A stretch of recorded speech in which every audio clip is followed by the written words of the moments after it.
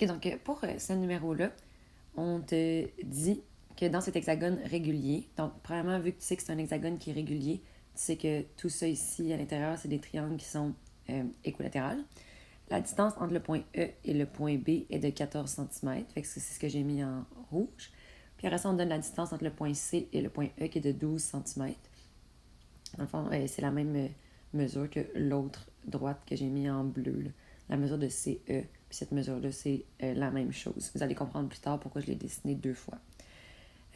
Donc cet hexagone régulier-là, il possède la même aire qu'un parallélogramme, dont la hauteur est de 18 cm, détermine la mesure de la base.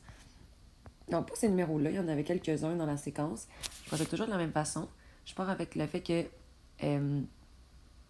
l'aire de l'hexagone est égale à l'aire du parallélogramme.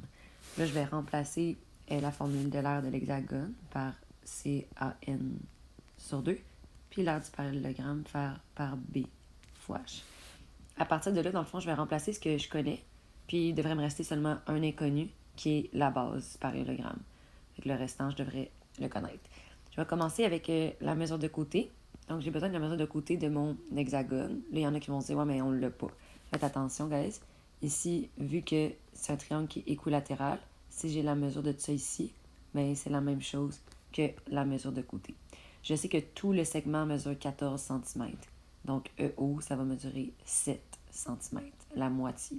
Donc, si EO, c'est 7 cm, bien, EF, c'est 7 cm aussi, parce que je suis dans un triangle qui est équilatéral. Donc, c'est 7. Après ça, l'apothème. C'est pour ça que j'ai dessiné 2 fois le segment qui est en bleu. Le segment CE, je m'excuse. Mais c'est la même mesure que le segment qui est ici. Puis dans le fond, ça ici, c'est 2 fois la mesure de l'apothème.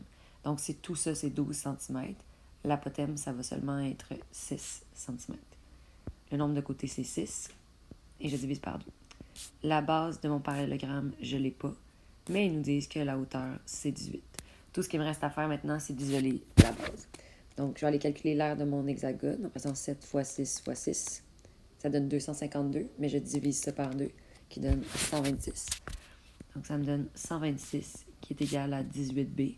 Vous pouvez laisser le B fois 18, mais visuellement, j'aime mieux 18B. Puis après ça, je vais aller diviser par 18 le 126, qui me donne 7. Ça veut dire que la base est de 7 cm. Et voilà.